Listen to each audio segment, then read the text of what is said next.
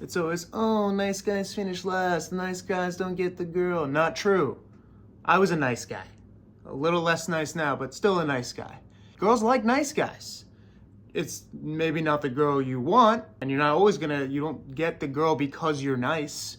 It's the bare minimum you're supposed to be. But when you're a 12-year-old boy, chances are you're probably a dirtbag. I literally will avoid walking past a group of 12-year-olds on the street because there's probably no worse group of people ever. Like, they are just ruthless at all times. So when I transferred schools, when I was 11 or 12, there's a couple girls. All of a sudden, never really had girls who had a crush on me before. And I was like, man, I must have had a glow up from 10 to 11 because I'm killing it. And it was only really because I was nice. And I really wasn't that nice. It was just that everyone in my class was like a little asshole. I don't know how else to put it.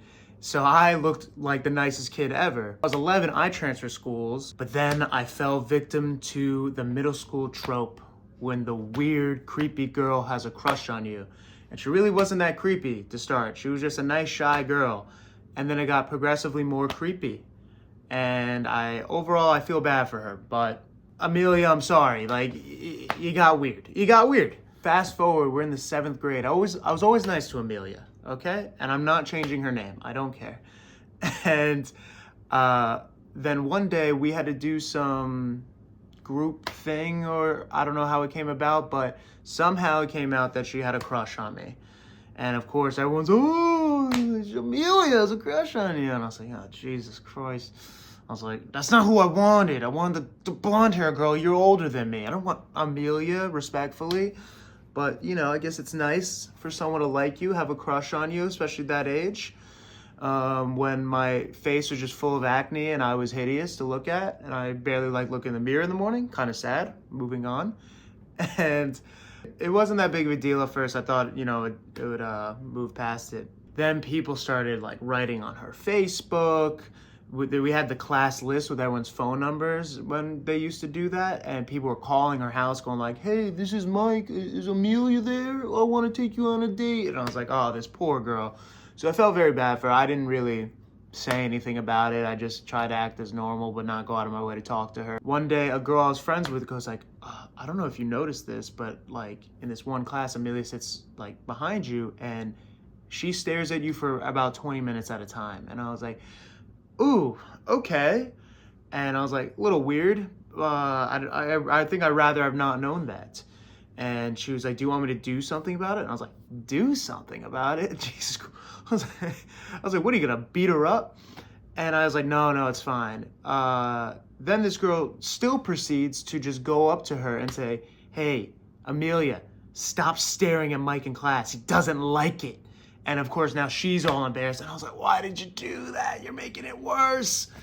Little background on Amelia. Quiet girl, not the most well-kept, but you know, how many 11, 12-year-old girls were then? Now, you know, they have $150 Sephora makeup palettes or some crazy crap. You know, had crazy hair, dandruff wasn't the best.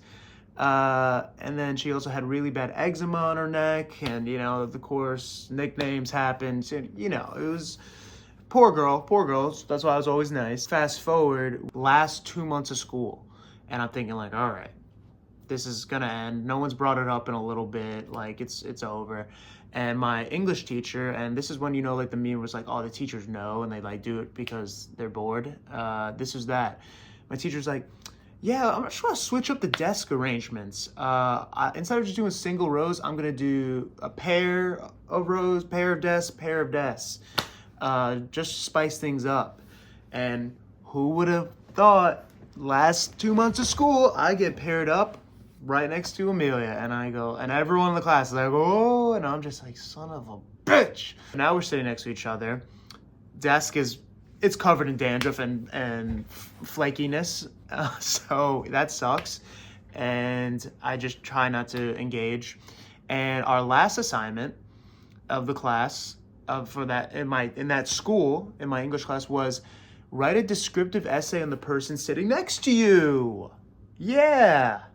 So I had to write a 3-page descriptive essay on her, and I can't tell you how hard that was without being mean. It really was.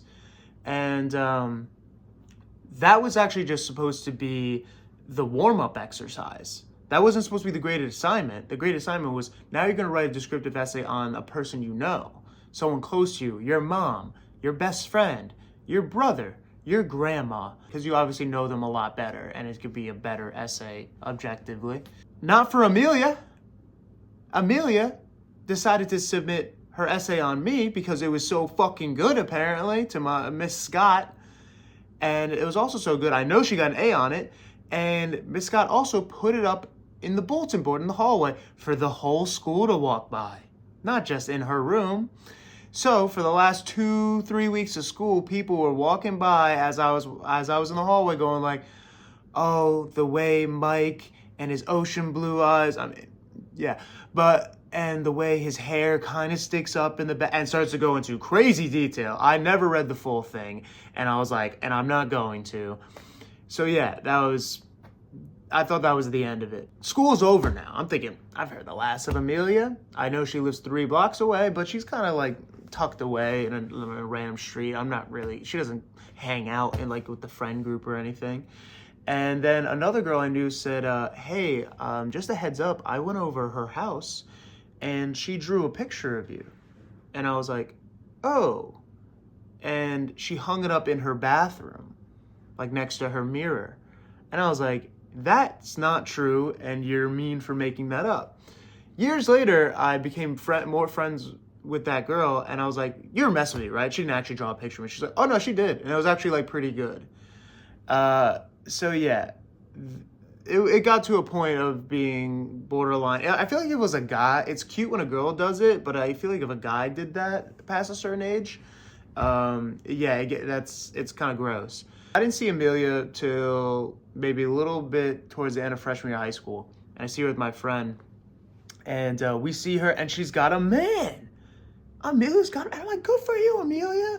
A little heart that you moved on without even, like, shooting your shot, really, with me. But I guess I didn't really give you much to work on.